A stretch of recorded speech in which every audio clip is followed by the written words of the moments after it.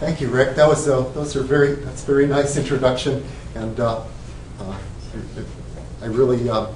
think I would say that Rick and I didn't just come together at Yale. We sort of washed up there together at Yale, to use your seashore metaphors. And it's been a delight knowing Rick ever since, and many other people in this room as well. So I feel like I've sort of come back to almost a family gathering in coming here. So thank you very much for inviting me. And nice to see you. I forgot to mention, tomorrow at 12:10 in 6 Olson, Tom will be giving the animal behavior seminar too. And, Tom, I don't remember the title of that seminar.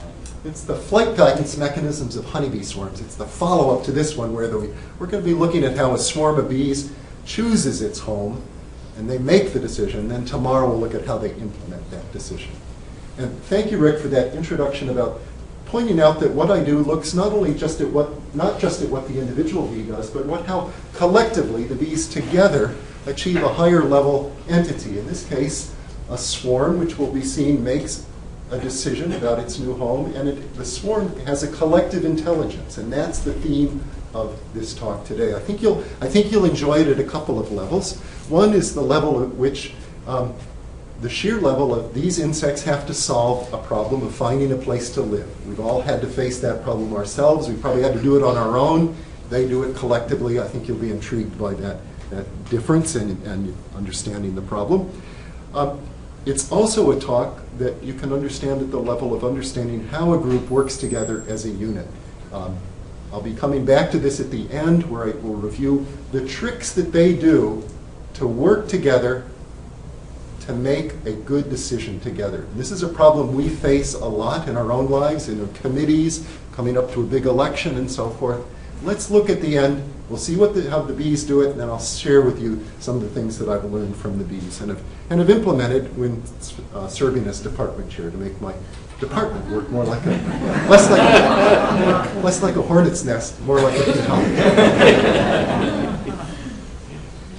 Well, what do I mean by swarm intelligence? I mean this. It's the solving of a cognitive problem by two or more individuals who go out, collect information, and then process it through social interactions. And it, as you can imagine easily, it's a mechanism whereby individuals can overcome their own cognitive limitations.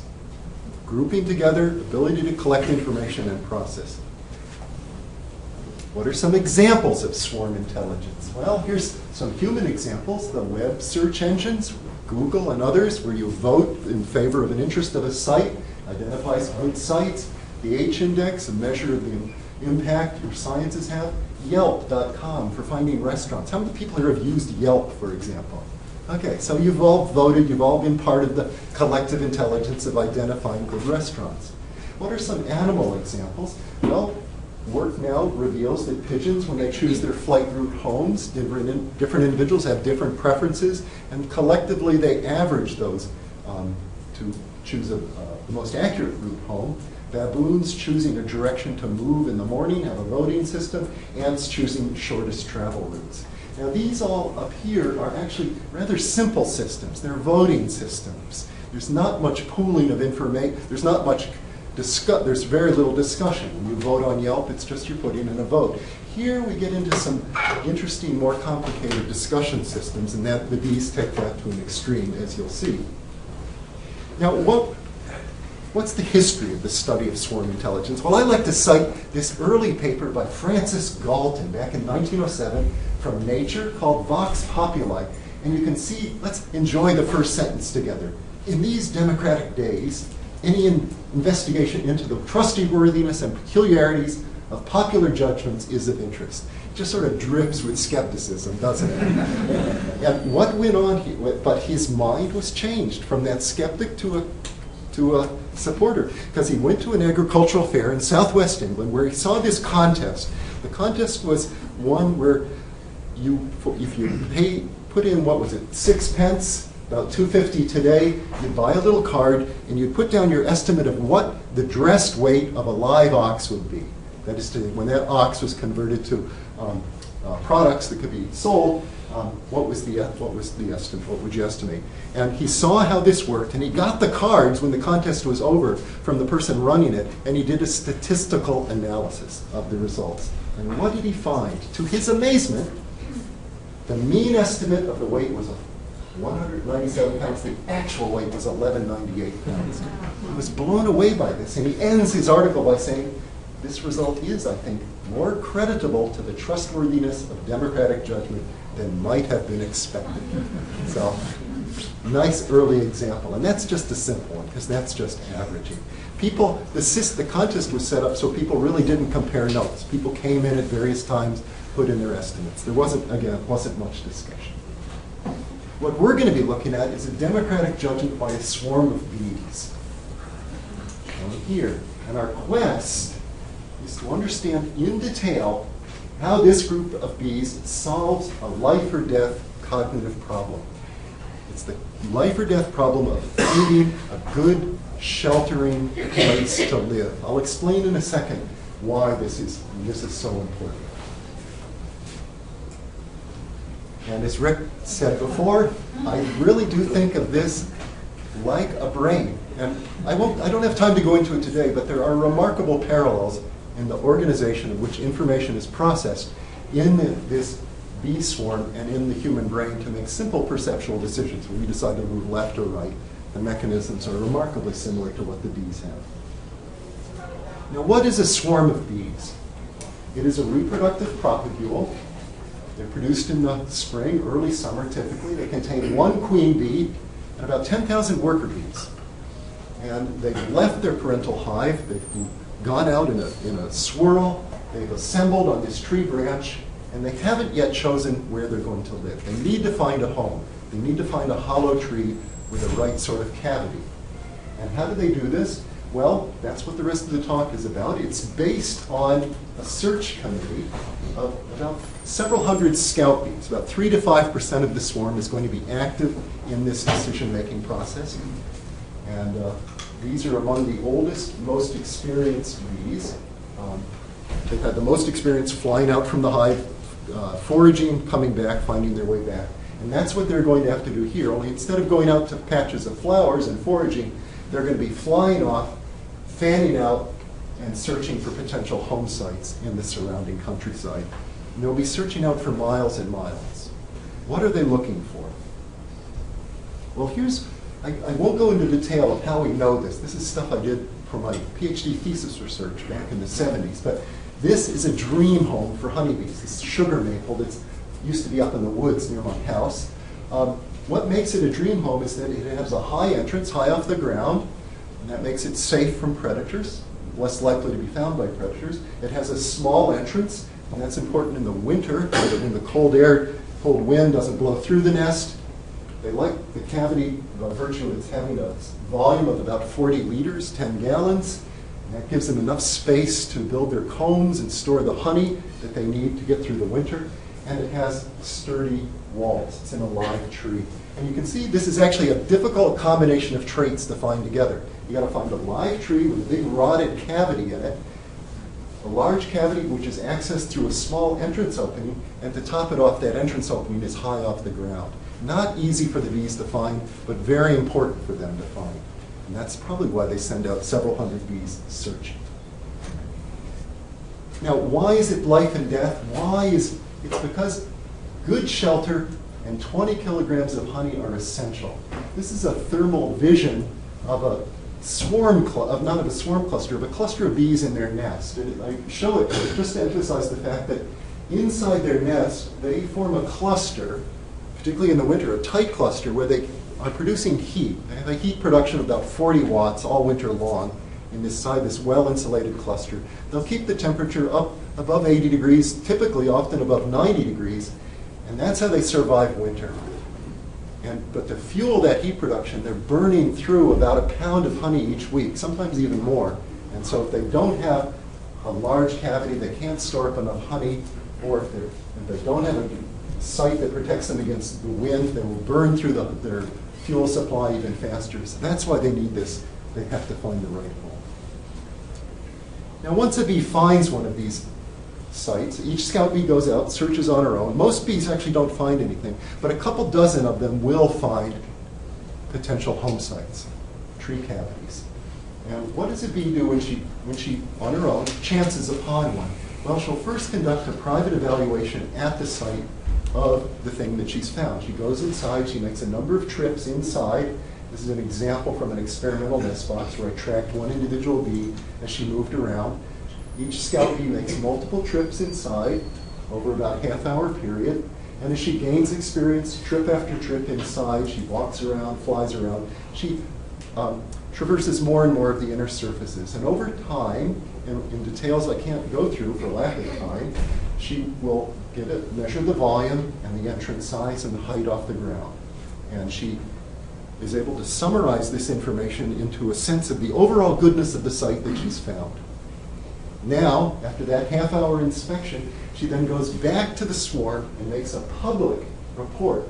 She's going to report the direction of her discovery, the distance, and the quality of the discovery. And she does it with the famous Waggle dance, where it's behavior where a bee on a vertical surface, such as on a comb here, but in the case of a scout bee, it'll be on the side of a swarm, will do a walk forward at a certain angle, waggle your body, stop after a certain period of time, come around, and waggle again. Let me show you what this looks like. We're going to look. Yeah. Here's a scout bee on the surface of a swarm, dancing on the back of her sisters, waggles, stops, comes around, waggles, stops. She's consistent in the angle she points when she waggles, and each waggle run lasts about 2 seconds.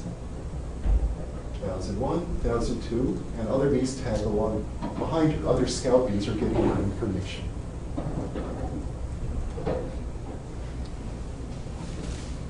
And as I say, she's indicating the direction and the distance, and as we'll see, the quality of what she found.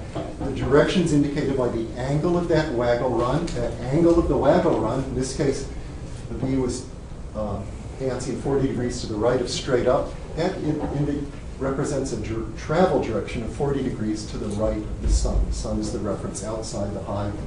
The straight up is the reference on the swarm or inside the hive. And the distance is indicated by the duration of each waggle run.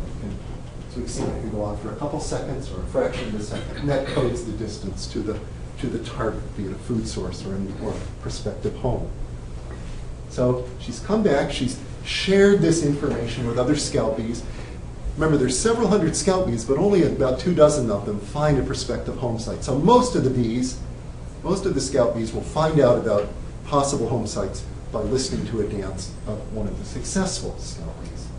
Now what happens? Well, let me first tell you that how we know that bees use their dance to indicate nest sites was worked out by this gentleman here, Martin Lindauer. He was a student of Carl von Frisch. Carl von Frisch deciphered the honeybee waggle dance, but he always studied it in the context of bees advertising food sources. Lindauer discovered that the bees are versatile in the use of the waggle dance. They use it also to indicate the location of prospective homes.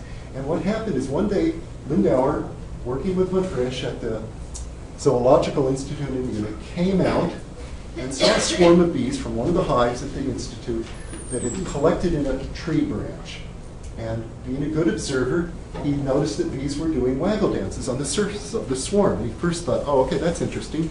These bees, even when they're at a swarm, they're still foraging, bringing food to the swarm to keep it well nourished. But he noticed a couple of things that looked a little odd about these dancing bees. One is that they never had unloaded any food. They neither brought back pollen on their legs, nor did they regurgitate nectar to other bees. He thought that was odd. What was even odder, though, was some of the bees were really dirty. Some of them had what looked like mortar dust on them, or dirt. And some were really black with soot. And Lindauer said he picked one of these black, sooty-looking bees off by the wings, sniffed it. He said it smelled like a chimney sweep.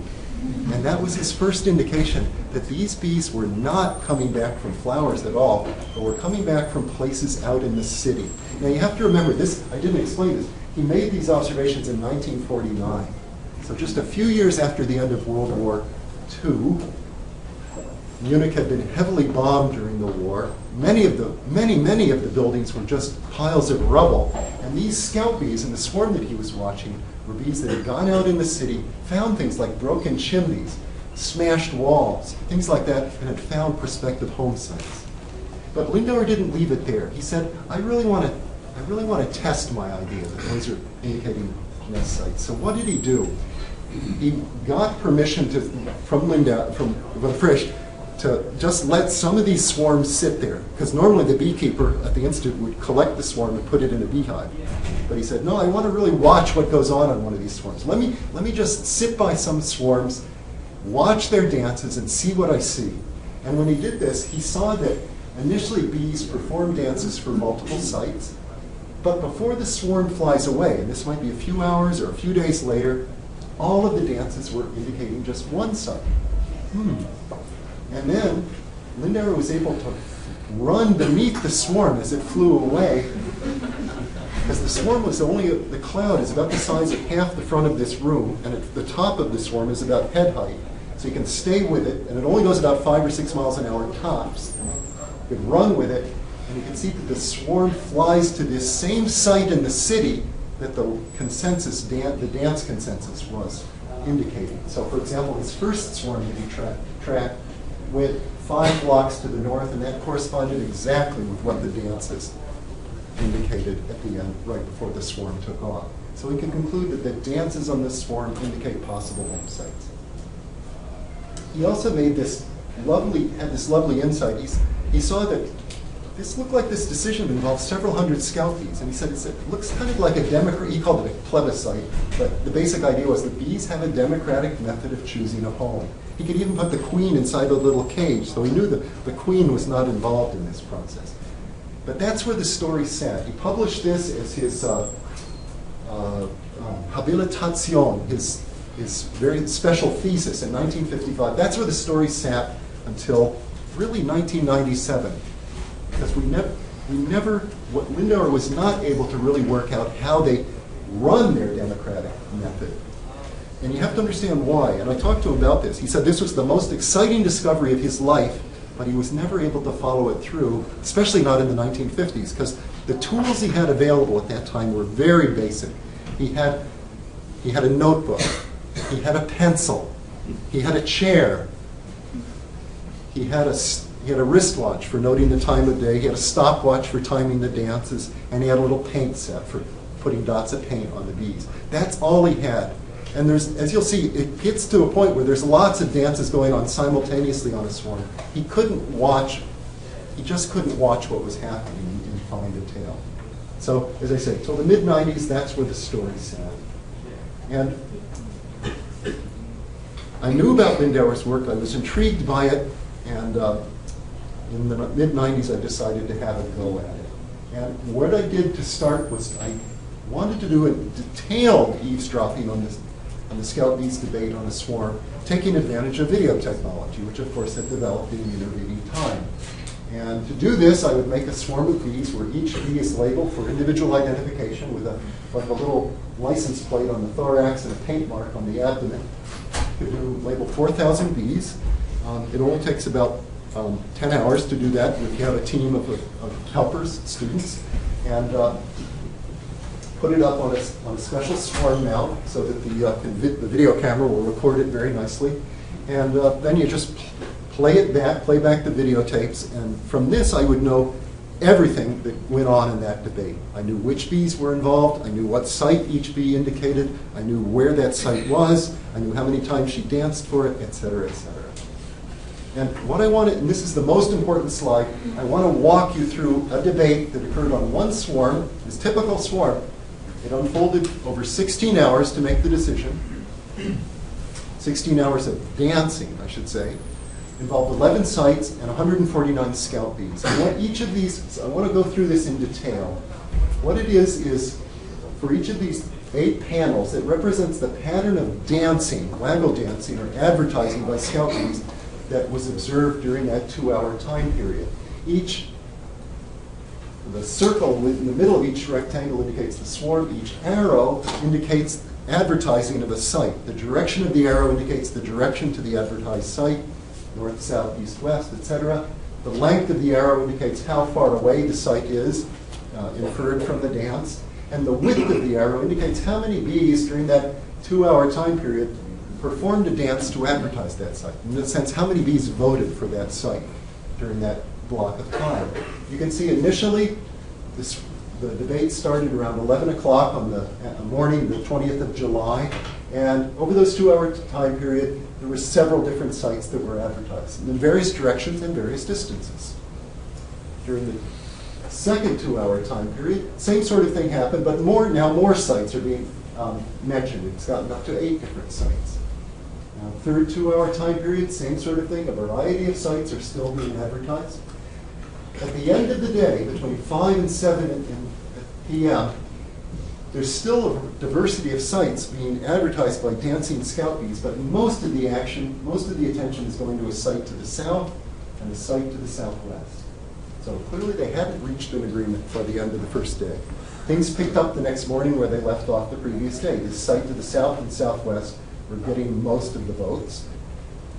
And then little by little over the morning, the site to the southwest starts to gain the majority. By the end of the morning, it's gotten a strong majority, but it started raining at 11:54, and the whole thing shut down until the next morning. The rain ended overnight, the sun came out. The next morning, every bee that danced on that swarm, all 73 bees that danced to the southwest. And the bees took off at the end of the morning and flew to the southwest to that site. So I show this because it gives you a nice overview, I think, of how the debate or decision-making starts by putting lots of options on the table, and then step by step they winnow it down to one choice. Now, I haven't said how they do this at all. I'm just trying to show you the pattern. I'm talking here about pattern, not process. Let me ask if there are any questions, because I want to make sure this pattern is clear to folks. So, yes? In an earlier slide, you said they danced for 3 things, and the last one was quality. You didn't mention how they communicated quality. I'll get to that. Okay. Stay tuned. Any other questions? Yes? Do Sir. any of the watchers ever go check for themselves, or it's all communicated in the hive, in the swarm? What happens is if one scout bee follows the dance of another scout bee, she is then recruited to that site. She gets the information, goes out, checks the site herself. If she likes it, if she agrees that it's worth dancing for, she will then come back and advertise it herself. And that's how interest grows and grows for one of these sites. Other questions? Okay. Now, they've come to an agreement. That's pretty remarkable in it itself. But what's even more remarkable is that the agreement is on the best site. Best site. It's not just building a consensus, but building a good consensus. Now, how do I know that they settle on the best site? I know it because I could test their decision-making ability by going to this place here, Appledore Island, Maine. It's a 90-acre island where Cornell has the Shoals, it's Shoals Marine Laboratory. This is an island. You go to Boston, but you hang a left, go up to Portsmouth, New Hampshire, take a ferry, go out to these islands. They're 6 miles out. The island is only 90 acres, so it's a small island. There are no bees on it, so it provides isolation. It's well off the mainland. And the key feature of this island is it has no trees. It has strong winds, which isn't good. Poison ivy, that's not good. Seagulls, that's cool, but not good for bee work. But the key thing is it has no trees. It has no natural nest sites. So I could take a swarm of bees out to this island, and I had control. This was my laboratory for now analyzing this system. The poor bees now have to choose among experimental nest boxes. Now, what am I going to do with that situation? Well, I'm a professor. I know it's not right to do multiple choice tests, but that's what I'm going to do. That's what I did with the scout bees. I'd set up a swarm on the center of the island. Here's one of these swarms mounted on the swarm mount. And out on one side of the island, I'm going to give them an array of choices. Now, of these 4, there's one that's the correct choice. It's like A through E. One of those is a very good nest box. It's an excellent home site. The other 4 are only mediocre nest boxes. And the question is, how well could swarms solve that problem? Because I could do this test over and over again with different swarms. And here's how I would manipulate the quality of the sites. This is what these nest boxes look like. We saw earlier that an ideal nest site is one that has 40 liters, and that's the size of this box. If this inner wall isn't here, I would put a small entrance here, so that would be good. This is what it looks like on the outside. So if there's no inner wall, it's 40 liters, and it's a good home for the bees. If I put the inner wall at 15 liters, it makes it okay for the bees. They'll accept it. It's acceptable, but it's not as good as 40 liters. And so the question, so 4 boxes would be set at 15 liters, and 1 would be set at 40 liters. And I don't want to go through it in detail, but this illustrates the kind of result that I would get. I put out 5 nest boxes. I would keep track, measure the number of scout bees at each nest box every 30 minutes, measure how many scouts were visible outside the nest box. And you can see that, say in this first trial, they quickly discover all the 4 mediocre boxes a little after 8 a.m. in the morning. Found this one, found this one, found this one. Started to get interested in this one, and found this one. At noon, a little after noon, they found this one, the good one, and the numbers built up quickly here, went down with all the other ones eventually, and they chose that one. They took off and moved to that. Same thing in the next trial. Again, they found 2 of the mediocre sites first, but then and they started really getting interested in this one. But eventually, once they found this good one, the number of scout bees built up there more rapidly, more strongly, and they chose that one. And we've done this over almost 20 times now. They've gotten it right every time except for 1, and I'll come back to why they missed it in that one time. So they're pretty good at making this decision. Now, this makes, one thing I want to explain now is this kind of looks like doing this experimental work is like clockwork. It sounds like, oh, just put up a swarm, put up the nest boxes, things work automatically. It wasn't quite that simple. Let me explain why. The island does not have trees. The island does not have bees until I bring them out there. It has the nest boxes that I put out. So I figured, okay, I'll do this, I'll set it up. And when I started out, I set up the nest boxes. I was down at the nest boxes waiting for scout bees to appear. I wanted to see the first one, see what was going to happen. And I waited and waited, and no scout bees arrived. So I was wondering, where are my bees? So I think, okay, well, I'm going to go back. Maybe they have some reason they're not scouting. I'll go back to the swarm and see if there's any activity on the swarm. Is anybody doing any dances? Well, I go back to the swarm, and my goodness, yes, they were dancing like crazy, but not for a site in the direction of my nest box, and the exact opposite. And they were pointing. I carefully measured, got my stopwatch out, timed the dances, measured the angle, checked the sun direction, plotted it out on my topo map, and the dances were going for this house.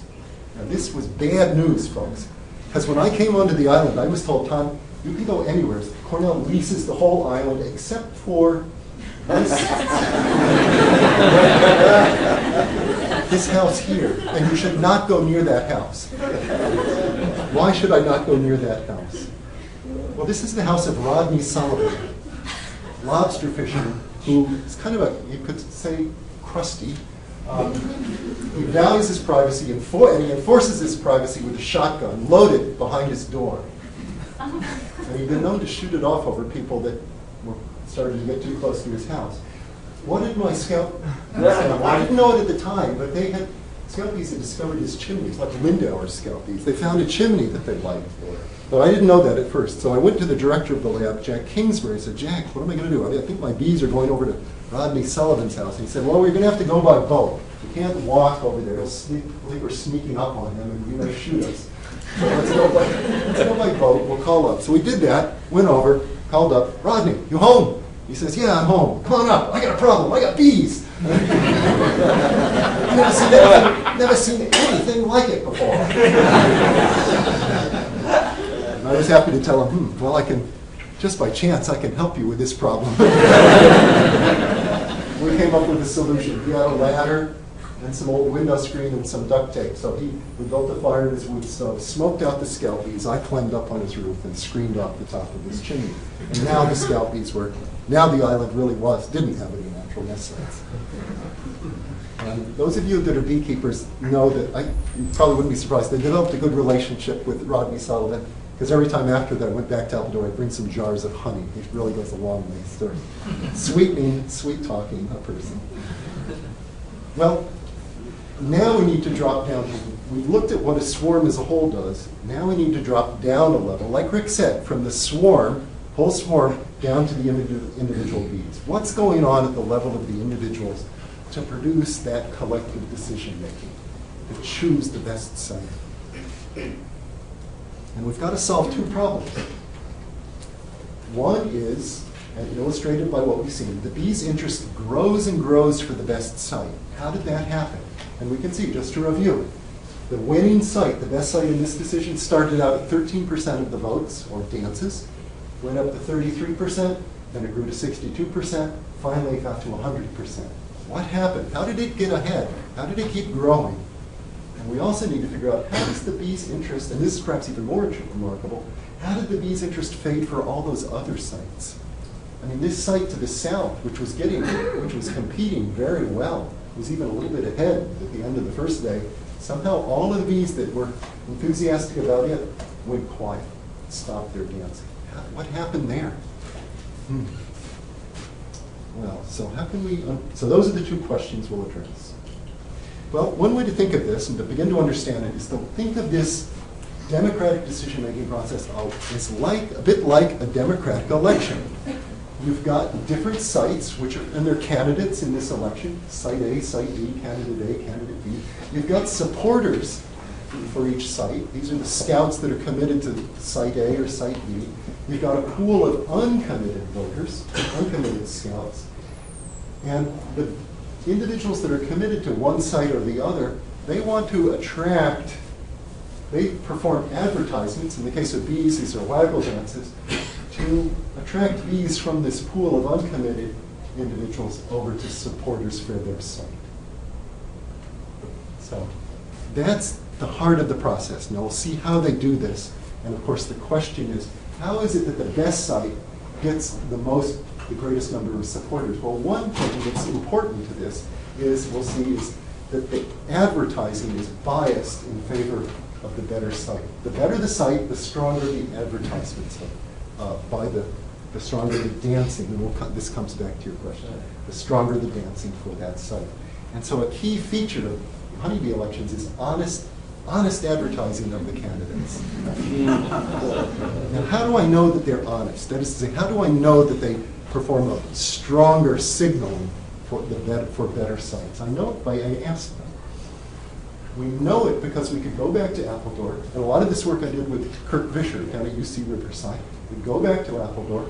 Now we put a swarm up on the porch of another building, but here now we're just going to put out two nest boxes. One's going to be high value, 40 liter, the other medium value, 15 liter. We're going to just put out the boxes, put up the swarm. We're not going to label any of the bees on the swarm until a bee shows up at one of the boxes. And now we're going to label the bees at the boxes. The bees from this box are going to get a yellow label. The bees from this box are going to get a pink label, for example. So now we've got two groups of bees coming back from two sites that differ in quality. They're coming back to the same swarm at the same time, and we're going to look at their dances, and we're going to see how their dances differ. Because there's got to be something about those dances that are different to bias, to get more recruitment to the better site. And what we focused on is how many dance circuit each scout bee produced. A dance circuit is this waggle, and one waggle run followed by a return run. That's one dance circuit. So we video record the dances of these bees coming back from each site and see what we would see. Give you a feel for how this works. Here's what it looks like on the island. There's two sites. The swarm is 250 meters over in that direction. There's one person stationed here, another person stationed in that box. One's the fixer-upper, one's the dream home. We label the scout bees. I think you'll like this. We label them just by putting an insect net over the entrance of the nest box. You see a bee go in. When she comes out, she flies into the insect net. You gently pin her between the folds of the net, put a paint dot on her. You might think that this would freak the bee out. It turns out it doesn't. You let the bee out of the insect net, what does the bee do? She just flies around and goes back in the next box to make her next visit to inspect the box. So I like to call this method of labeling individuals abduction by aliens, because that's what the bee has has happened to the bee. And we all know that whenever anybody's abducted by aliens, you have no memory of the aliens. It's true for the bees, too. I mean, does anybody here remember being abducted by aliens? Okay, honest advertising by scout bees. Well, here is what I mean by this. This is the distribution of dance circuits per bee for the two sites. The dream home at the top. At the dream home, you can see that there was 41 bees. We got data on the dream home, 437 for the fixer-upper. You can see that these are very broad distributions, but for the dream home bees, there are a few that did more than 200 dance circuits to advertise the site. Many did more than 100. Some did less than 100. The mean average value is 90 dance circuits to advertise the better site. Among the fixer-upper, nobody did more than 200. Only a few did more than 100. Many did less than 100. And many did 0 dance circuits. And their average was only 30 dance circuits. So overall, the higher a bee judges a site's quality, the longer she dances. And that's it. It's nothing else in that dance, it turns out to be. It's not more vigorous, it's not more enthusiastic, it's not more vivacious, it's not wider arcs in the waggles. It's just how many dance circuits the bee performs. And why does that work? It's because when a bee follows a dancing bee, she only needs to follow a few dance circuits, maybe 5 to 10, to get the information and then go out and find the site. So if a bee does 90 dance circuits, a lot of bees can follow that. That's enough for, even if it's just one bee at a time is following the dance, that's enough for more than 16 bees, say, to get the information from the dancer. But if she only does 30, that's only enough for about 5 to get the information. So that's going to, just doing a longer circuit is going to give more opportunity for other bees to get the information. So you can think of this process. I tried to show it schematically here. This isn't quite the full story, as we'll see, but it's much of it. If we have two sites, a poorer site over here on the left, because it's got a large entrance, and a better site over here. And imagine just the simplest, very simplest situation, that both sites are discovered at exactly the same time, and each one's discovered by one scout bee, of course.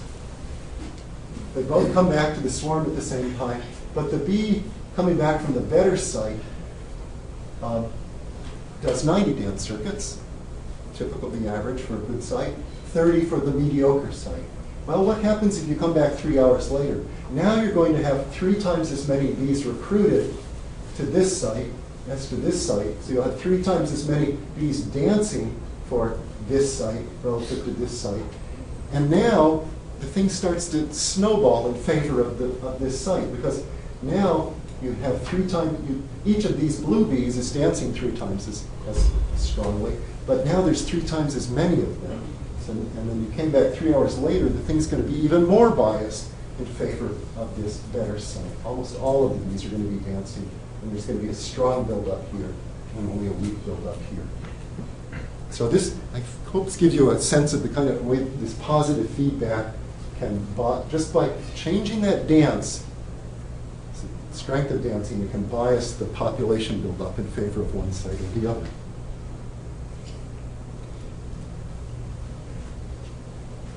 You might be wondering, okay, I presented this as an idea of like, it's like an election or a popularity contest, which is what an election is. But how exactly do you win an election here? You know, we win our elections because somebody counts up the votes. But how does it work in a bee swarm? I've stressed the idea, because this is what you see on a swarm, that you might win it by becoming the consensus choice site on the swarm. Because that's what you see, especially if you watch it from the video recordings. You can see that they build a clean consensus generally. But another possibility is that it's not something that's happening at the swarm, because something else is happening during this whole process. You might win the contest if a critical or quorum of bees builds up at one of the sites.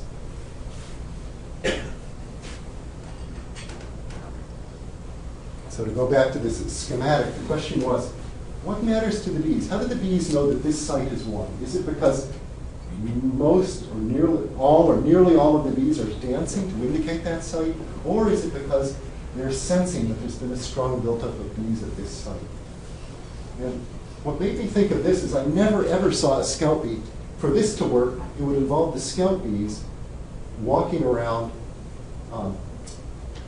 polling the other dancers, and that would be hard to do because these dances stop and start, stop and start. It's hard to get, it would be hard, I think, for a bee to get sense. And it turns out that what really matters is this. This decision-making is a race between these competing evidence totals. And it turns out that the evidence that it counts in this whole thing is the number of bees that are built up at the sites. This site over here competed better. It raced, it won the race to get to a critical number of scout bees first, this quorum. We call this quorum sensing. So reaching a quorum is equal to winning the contest. And I don't have time to go through it, but I'll just give you a hint of how we experimentally demonstrated that. It involved setting up 5 nest boxes in the same site. They're all, the bees don't, in doing their dances, they don't resolve those 5 nest boxes that are in my 5 orange shelters there. When they do it, whichever of those 5 nest boxes they go to, when they get back to the swarm and they do a dance, it's the same as if they, for all of these sites, the dance is not that directionally precise. And so in a situation like this, we would find that we would, by putting out 5 boxes in the same site, this would cause the scout bees to spread themselves out among those 5 boxes. The whole decision-making would be slowed down because the scouts, the quorum is not building up as rapidly at any one of the sites. So we know that reaching a quorum is what determines which site wins the contest. And I should have known this way back when I was doing these tests of their decision-making ability. And because when I looked back at it, and I actually even recall sensing this when I was doing these experiments, that whenever this number of scout bees that were visible at one of the sites reached between about 15 bees outside the box, then the swarm would take off and move to that site. So we don't know how a quorum is sensed. We don't know how the bees are measuring how many fellow scout bees are at her site, whether it's by contacts or visual or chemical cues. We don't know, but somehow when it gets to that level, that tells the bees that that site wins.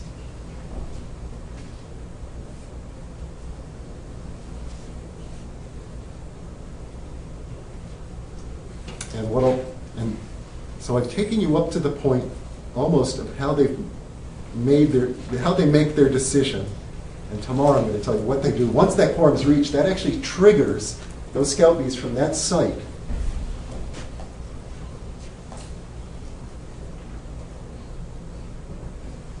Once they get to this point, once a quorum has been reached, this tells the bees to actually change gears. They're no longer in decision-making mode. They need to implement the decision. And that's what tomorrow's talk is about. But there's another part of this story that I referred to already, and that is that the bees, we talked about how the interest grows and grows for the best site, but how does the scout bees' interest fade for all the poorer sites? And I think we probably all know from our own committee meetings that can be the more difficult thing to observe and achieve. Well, here you have to go back and see what the individual bees are doing. And if you do this, and I'll try to, this is a complicated slide, but I'll try to explain it clearly. These are the time records of 5 different scout bees. They've been labeled by name according to the color of their paint mark. For each bee, there's a timeline. And on the timeline, the black diamond below the timeline means the bee is at the nest box and sighted at the nest box. There's a bar above the timeline. It means she's been sighted back at the swarm. So this red bee is the bee that is in this experiment. She discovered the nest box. She spent a while there checking it out, inspecting it. She came back to the swarm, and what's indicated by this red oval with a number in it, that's how many dance circuits she did. She came back. She was very excited about that nest box, came back, danced for it, and then she left the swarm, went back to the nest box, and then she came back to the swarm. But the next time she came back to the swarm, she didn't dance at all. She just went quiet. And then she went back to the nest box, and then she came back to the swarm again, and again she didn't dance. She never danced again. So that bee, she didn't follow any other dances. She She just went quiet. And the other bees that she recruited with her dance did basically the same thing. That's what all these bees, all of these bees followed her dance, were recruited in the nest box, and they did the same thing. They spent a while at the box, checking it out, coming back to the swarm. With different levels of excitement, they danced for it, they went back to the nest box, came back to the swarm. They, again, their interest in dancing for the site faded. So all of these scouts, each scout, we've watched this for many, many scout bees, gradually stops dancing and visiting her site. And it's even before she's learned of a better or second site. She's not going around and comparing her site to others. Something's going on here. And no comparing of sites and switching to better ones. These bees just, it's like they go out, they check it out, they come back, they vote for it, or they support it, but then they go quiet. They say, okay, I've done my thing, I'm going to go quiet now. I'll pass it on to the decision making to the next individuals, next generation. Now, but why do these bees lose their interest in a site? For many years, I thought this was just an intrinsically driven process, much like many of our sensory neurons have a phasic response. They fire for a while, and they just stop firing eventually. And that serves functions in the nervous system. I thought that's maybe what was going on.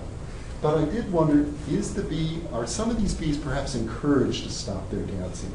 Is there any inhibitory signaling in this process? To use the election camp analogy, is there any negative campaigning? Are bees from advocating one site dissing bees advertising again another site? And it turns out there is. We learned about this just 2 summers ago, and I kick myself for not checking this out long before. But on the other hand, I comfort myself by knowing that bees have been doing this signal for millions of years, and we're the first ones to discover it. So we're a little slow, but a little bit late. But at least we finally found it.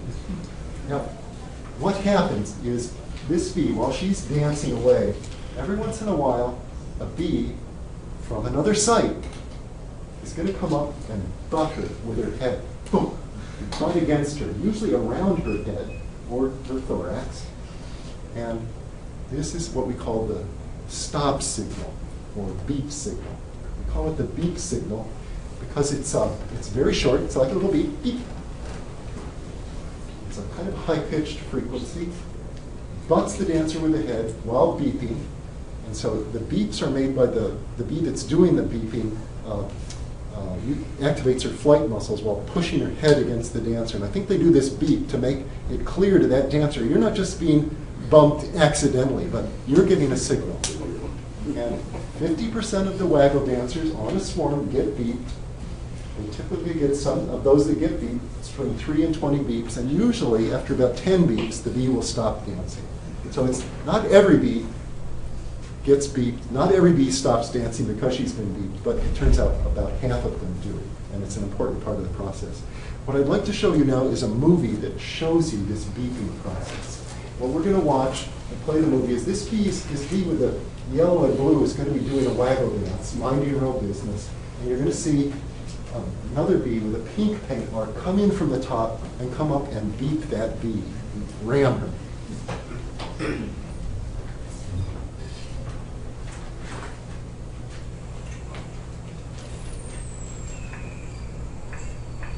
I guess the sound is enough. Oh, let's do that. Maybe you can adjust. Are you maxed out on the side? I'm maxed on the computer. I think I have the sound maxed out. There we go. That's right.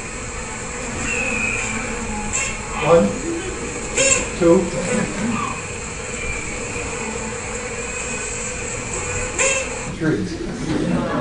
Part of the reason we missed it is it's very soft. There's a microphone right here, and you can see even with a microphone right up there, it's not really loud. You have to use the microphone to hear it. And it's because in the nature, they're not loading the energy into the air, they're loading it into the bee. Now, the remarkable thing is that when they do this beeping, they're creating cross-inhibition between the different groups of scout bees. So we know this from an experiment. We set up a swarm, put out 2 nest boxes, labeled the boxes from one site with yellow paint marks, marked the scouts from the other box with pink paint marks, and then we watched on the swarm who was beeping who. And this top distribution shows over time who was the beeps that were received by the yellow dancers, and most of the beeps came from pink bees. And who was, this shows what the pink dancers received. They're receiving beeps mostly from yellow bees. And so this creates each group are inhibiting each other. Now, what's the logic of this? Why have this cross inhibition? Well, for this, I worked with some mathematicians in England who studied basically the physics of decision-making in nervous systems, but now they got interested in understanding the physics of decision-making in the bee swarm. And we know enough about this process so we can fill out what they call their mean field population level equations, where you can know the probability of a bee doing a dance, getting beeped, stopping dances, etc. Put it into these equations, and what it reveals is that if the bees had beeping, and what these plots show is the proportion of the scout bees affiliated with either site, starting with site, this would be the proportion of bees for site A, it goes from 0 to 1, or site B, 0 to 1. And wherever you start, and if you start out, let's say they beep, but they do it indiscriminately. They don't cross-inhibit. They don't go for the other group. What happens is the system ends up in a deadlock. Wherever you start on this, you're going to go out, you're going to end up with 50-50 if the two sites are equal. If, on the other hand, you do discriminate beeping, so that you inhibit dancing by group Bs of the other site, what happens is you can start out 50-50, but just if a little bit of noise takes one site a little bit ahead of the other in terms of number of scout bees, it'll push it in favor of that site. And so the consensus of the dancing will go to that site. It could be either site.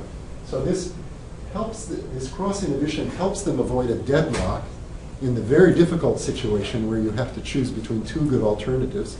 I think we've all experienced this in the grocery store. Do I want this can of soup or this one? They both look good. You're having trouble making the decision. But it also helps the process. It speeds up the process if the two alternatives are different. So if site B is better, they would have probably gotten to that site anyhow. But with this cross inhibition, it propels the consensus in favor of that of the better site. So the theoretician said they hadn't incorporated this kind of thing in their decision-making circuits yet. They said smart bees, smart bees.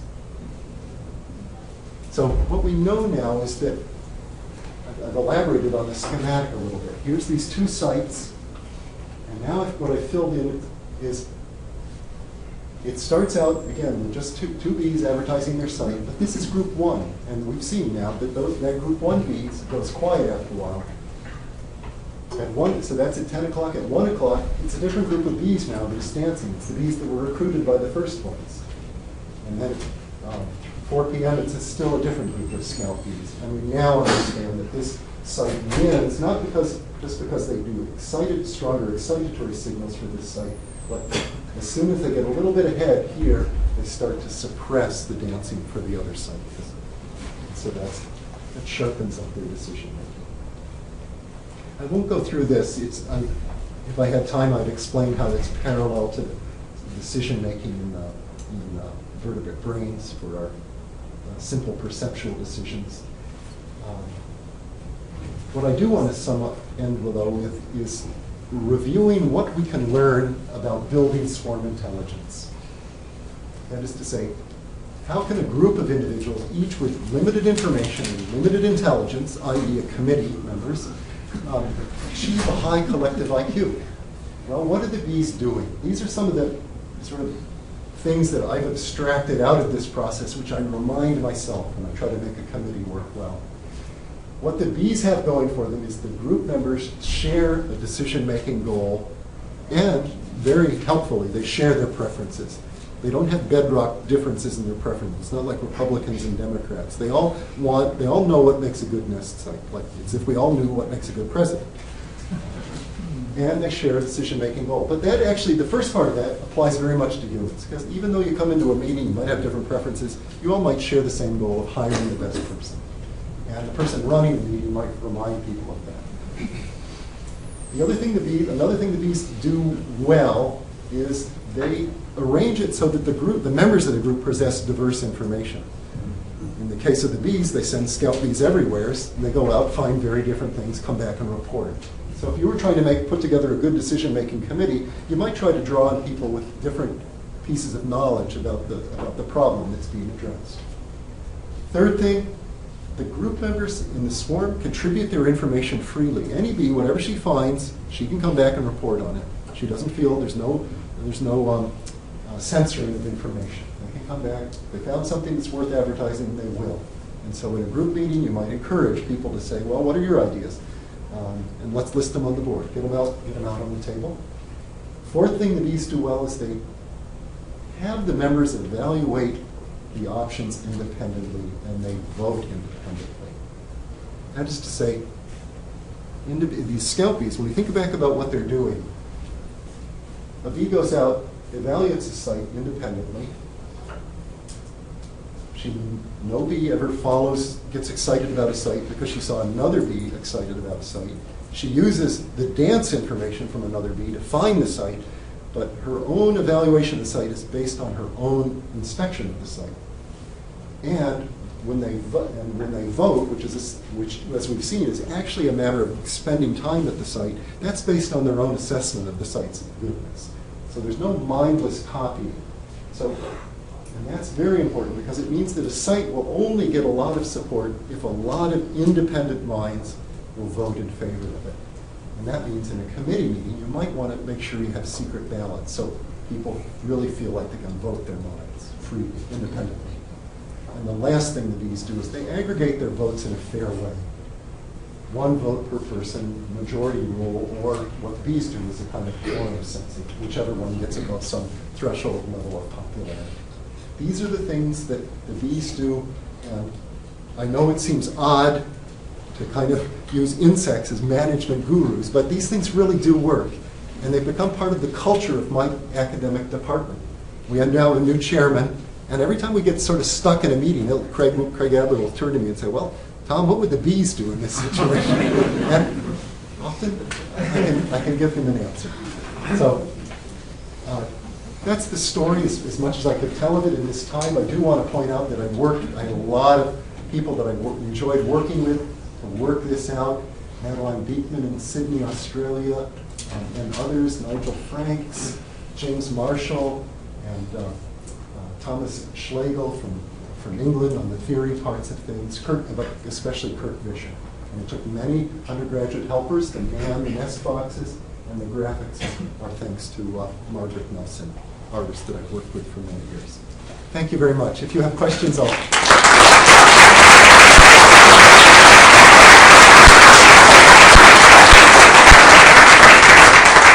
guess I was a little long-winded, but if there's time for questions, I'll be happy to. Why don't people who need to go depart, then let's spend 5 to 10 minutes on questions. I'll let you field the questions. Yes. So do you know anything about the, say, previous history of the scout bees, or anything about their age group, or any of that sort of stuff? The question was, what do we know about these scout bees? All we know now is their age. Well, there's two things we know. We know their age distribution. They are among the oldest bees, very extremely old bees in the colony. The other thing that we know about them is we've done some genomics analysis. They are bees that, this doesn't explain the cause, but it shows what they are. They have genes tuned up in their brain that are, they've tuned up their reward system. And this is actually typical in vertebrates of individuals that like novelty. If you get a real surge out of learning something new, if you get a real surge out of that, that's associated with, in humans, with rewards for, strong rewards, and that's associated with novelty. So that's what these bees have. It's a remarkable similarity. But that's as far as we know, Kim. I wish I knew more. Yes, Sarah. I really wanted to hear what you were going to say about the monkey brain and swarming. Come to dinner. It's just in a nutshell. In both cases, it's a race of evidence. You've got inputs. How much is the predator approaching from the left or from the right? Your nervous system gets inputs about both of those things. It might be feeling pressure waves or seeing something. But if it's coming in from the right, the evidence builds up faster that it's about the right. And you get above a threshold, the next level of the brain fires, and it takes it to implementation. There's a logic here. It's probably the most basic and perhaps most powerful way, this evidence race, and these are called race models, the mathematicians, of pooling, of aggregating information when nobody gets an overview of it. You just have a race, and you see which population gets to an critical activity level first. And it can be, and it turns out, and I didn't have time to stress it, but if you go through this, if you tune these systems right, this actually will produce statistically optimal decision making. That is to say, for a given level of accuracy, it will get you there fastest, or for a given amount of time, it will give you the highest level of accuracy. We haven't tested that with the bees, but that's what the theory indicates. And I love the fact that they're both about 1.5 kilograms, a swarm of bees. That's just fun. Yes, in the back there. Yeah, the bees seem to vary a lot in their ability to evaluate the nest boxes. So are some consistently smarter than the others, or is there something that correlates with the ability to actually evaluate? Because even when the nest boxes are really good, some of them don't answer. Yeah, that's right. Yeah, there's a tremendous variation in the tendency to dance. So some, even going to an excellent home site, come back and don't dance. And I don't know what that's about. Fortunately, the system works on a lot of averaging. It's averaged over time. And that may be part of the reason. There may not be a lot of selection to get real precision reporting. And if you're a neuroscientist, you know that's how it works with sensory neurons as well. A lot of noise in the reporting. Yes? You were talking about the independent evaluation being important. With the blues and the pinks towards the end of the presentation, Yes. Did you see if any of the pinks visited the blue box? Or whether No. If they had visited, they would have gotten 2 paint marks. Two paint marks, okay. No, they don't.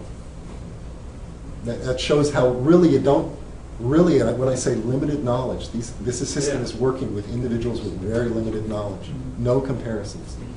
Yes? Are the bees that are more enthusiastic about dancing also more enthusiastic about telling their rivals to hush up? That's what we're trying to look at next. Do bees that have visited a good site, do they make stronger inhibitory signals? I don't know. The mathematicians say no, it's not necessary. In fact, it may not help, but we'll find out. Yes? This beeping, is this also found in the other contexts in which we use waggle dances, or is it unique to the situation you're describing? It's also used in foraging. It's used also in foraging. If a bee goes out to a patch of flowers and experiences danger there, or if she, perhaps more importantly, if she tries to rob from another hive and gets beat up, and she sees somebody else dancing from the same place, they will inhibit that dancer. It's still, the context of foraging is less clear, though, I think. So that sort of leads to the second question, which is, do you think the bees sort of co-opted the waggle dance for this, for the purpose of finding a hive, or do you think, which came first, the waggle dance for finding a home? Or It's really hard to answer that, Phil.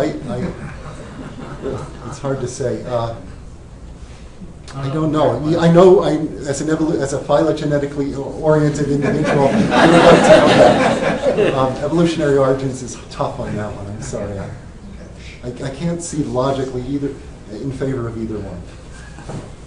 Yes? And along the same lines, do you think the honeybee dance is limited to these channels of information in terms of angle, direction, and frequency? Yeah. Or are there more ways that information could be encoded? Well, we actually, there's sort of 2 questions there. How is the information encoded, and how is it, what kind of information is in there? People have looked for other forms of kinds of information in there. Do they indicate in height off the ground, for example? Nothing else has been found besides distance and direction, and now quality.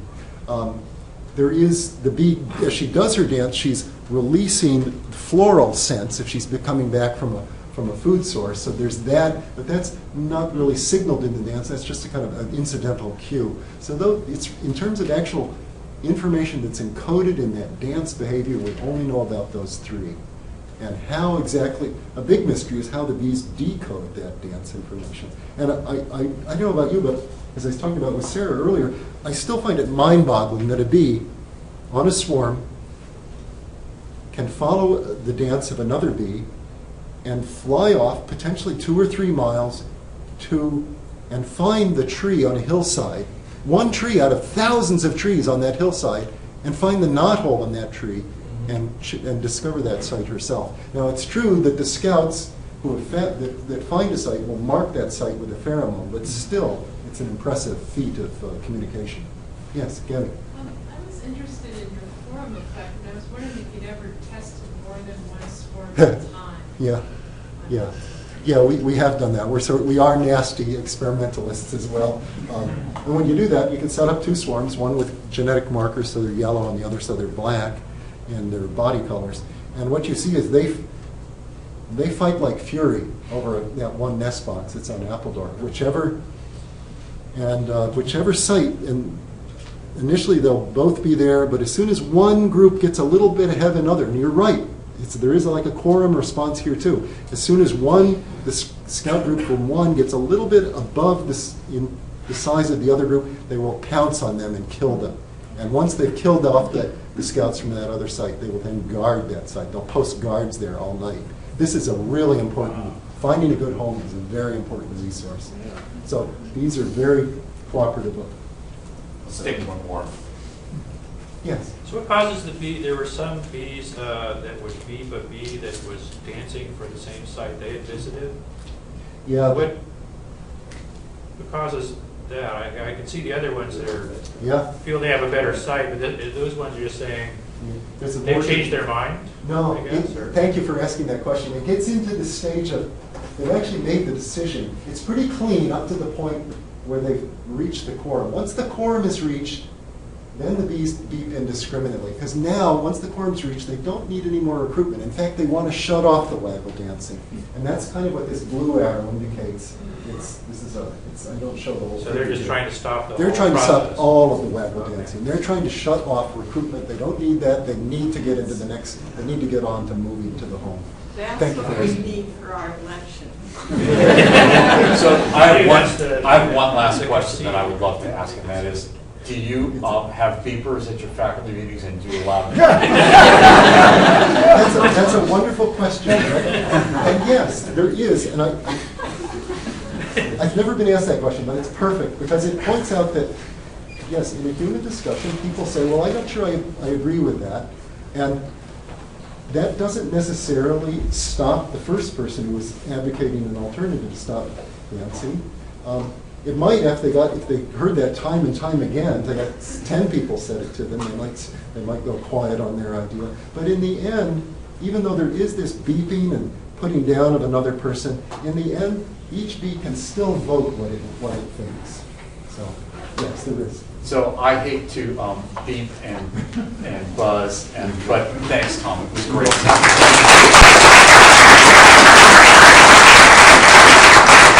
And if you want to hear more great stuff,